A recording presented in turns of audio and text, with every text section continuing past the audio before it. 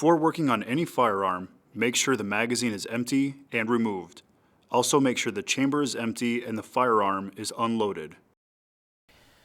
Now that we've finished cleaning the MIG rifle, we're ready for reassembly. Now the MIG rifle goes together basically the same way it came apart. Again, we do not recommend taking the internals out of the lower receiver. That is something that should be done by our warranty center here or by a competent gunsmith.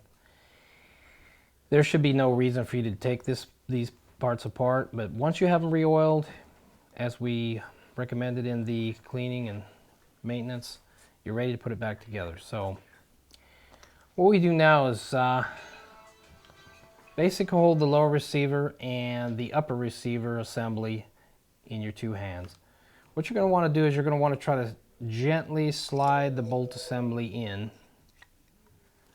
Bear in mind that this cannot be done with the barrel in the gun, okay? So it has to pretty much go in and out this way. So let's try to get this in here. One recommendation is always cock the hammer first. That should make it pretty easy to set the bolt assembly and the top cap together. Now basically you want to line up your holes. Make sure that the top cap is flush with the back of the receiver before you tighten down your screws. Also, make sure that the top cap does not overlap the front of the lower receiver here, because you have to realize that the handguard is actually going to thread up tight against that receiver. You don't want it touching the top cap. So we're going to put the screws for the top cap back in.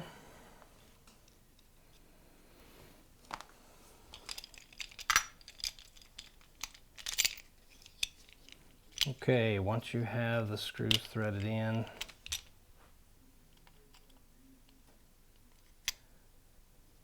you're going to lightly torque these screws down, and I mean ever so lightly. If I was to give you a foot-pound rating, you're probably talking maybe 3 pounds, okay?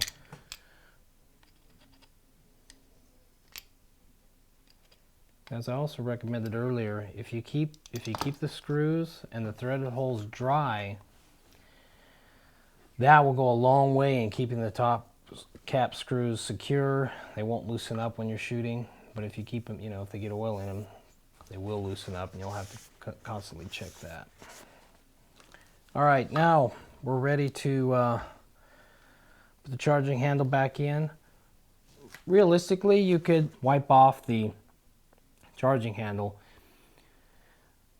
It's probably best to put a very light drop of blue Loctite right on this area here, not on the threads, this area right here. What this will do is this will help the charging handle stay in place longer. You could always put a Q-tip inside the hole before you put it in there to make sure that there's no oil in the hole. Now the charging handle is going to go in kind of tight because of the Loctite that was in there previously. You don't need to really torque it once you get it in all the way, okay? Once it bottoms, that's good. Now we're ready to put the barrel back on the receiver. As I mentioned before in the takedown series, we have a alignment pin. So make sure that you align the pin with the slot in the receiver. The barrel in all the way. Now bear in mind, some barrels are going to fit a little tighter than others. You may actually have to tap the end of the barrel with a mallet in order to get the barrel to seat all the way, but always be aware of the alignment pin when you're doing that. Now we're ready to tighten up the set screw. Make sure you've got some pressure on the barrel holding in the receiver. All right.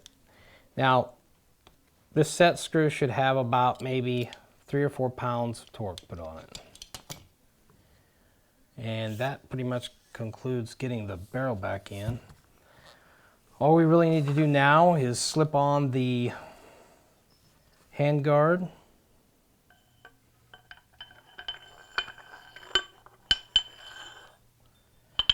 I do recommend putting 1 drop of blue Loctite in this area here.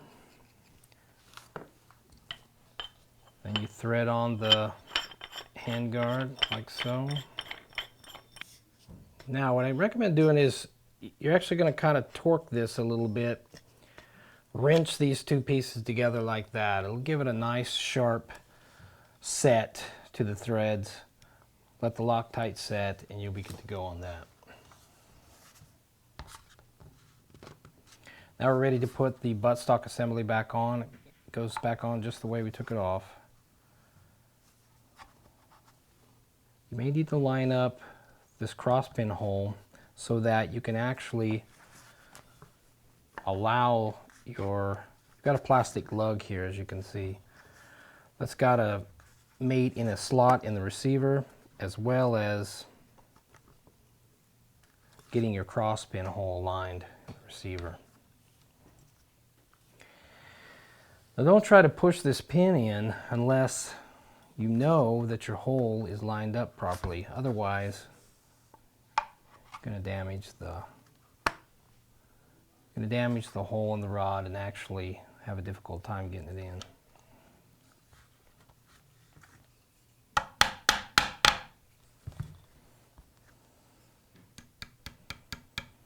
Okay, knock the pin in just as we showed.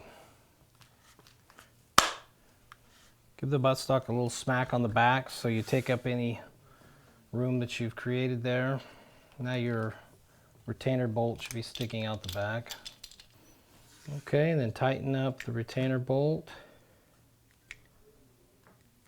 Maybe about 5 to 7 foot-pounds on that, just as a general idea of how much to torque that. When you tighten it down, make sure that the crosspin is flush, okay? Now that basically concludes the reassembly of the MIG rifle.